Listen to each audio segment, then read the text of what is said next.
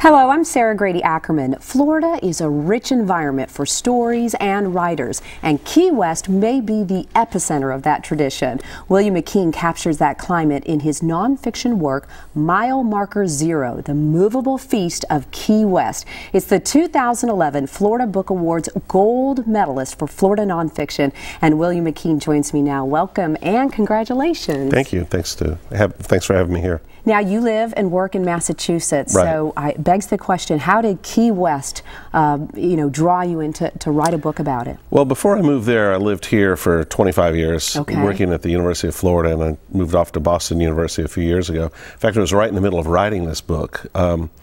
And on my way from Florida to Boston, I went by way of Montana, which is a little out of the way. Yeah. But it seems like a lot of the main characters I was writing about had moved to Montana, so I kind of had to go there.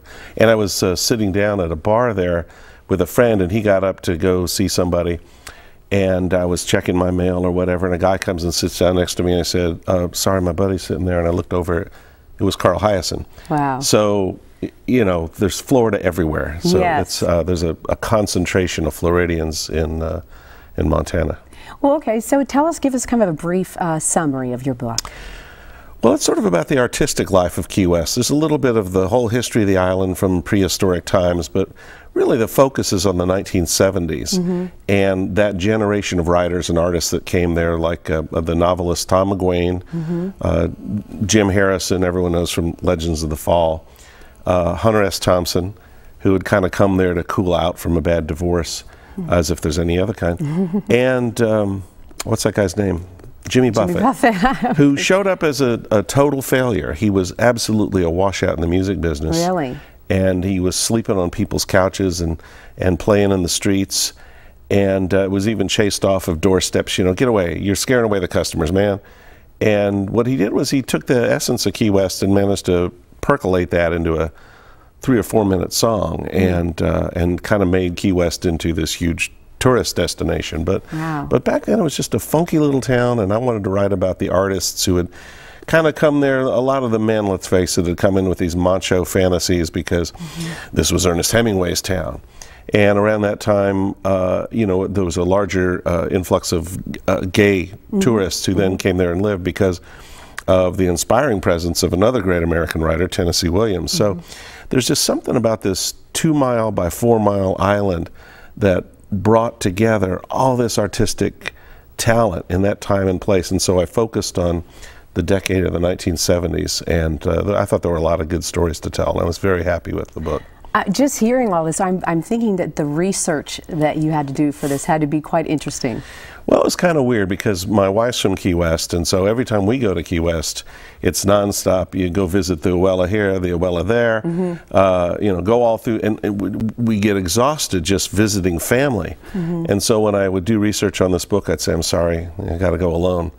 And, you know, I wasn't going there to party. Right. I stayed with her uncle, who just sort of gave me the keys and said, you know, run around, do whatever you want. And, yeah, I had a beer now and then, but it was mostly work, but it's the most fun book I think I've ever written.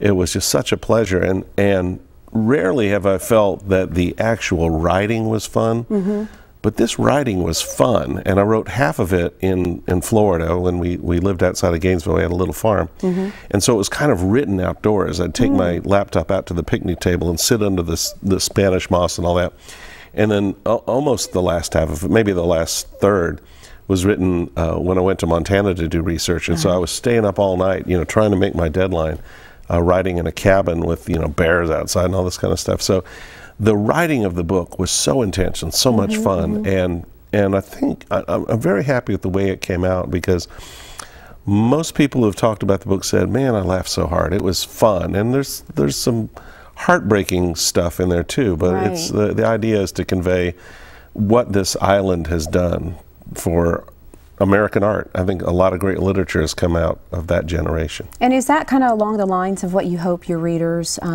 take away? You know, I don't know what all they're taking away from it, but everyone seems to be a satisfied customer. So I was very happy with the critical reception of it, and still the emails I get from people that said, boy, that really took me back. And even if they'd never been to Key West, they said, I want to book a ticket now.